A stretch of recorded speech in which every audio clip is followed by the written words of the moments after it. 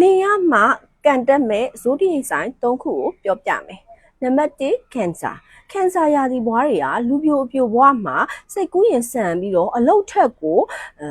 စိတ်ခံစားမှုနောက်ကိုလိုက်နေတတ်ပါတယ်။လင်ရပြီဆိုရင်တော့လင်ရဲ့ပံ့ပိုးမှုနဲ့စီးပွားရေးတွေတိုးတက်လာပြီးတော့ကန်ဆာတာတွေပွင့်လန်းလာမှာပါတဲ့။နံပါတ်2ကဗာကိုတွေကငယ်စဉ်ဘဝမှာဒီဇိုင်းမတ်စ조사ပြီးတော့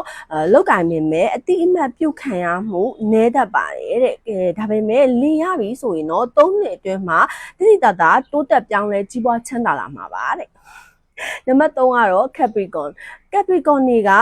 ငယ်စဉ်ဘဝမှာပင်ပန်းပန်းဆင်းဆင်းရဲရဲနဲ့ရုန်းကန်ရတတ်ပြီးတော့လင်ရပြီဆိုရင်တော့တိတိတတာကြီးပွားတိုးတက်ပြီးတော့လူငယ်မှုအဆင့်တန်းတိုးတက်ပြောင်းလဲလာမှာပါတဲ့ဒါပါပဲเนาะ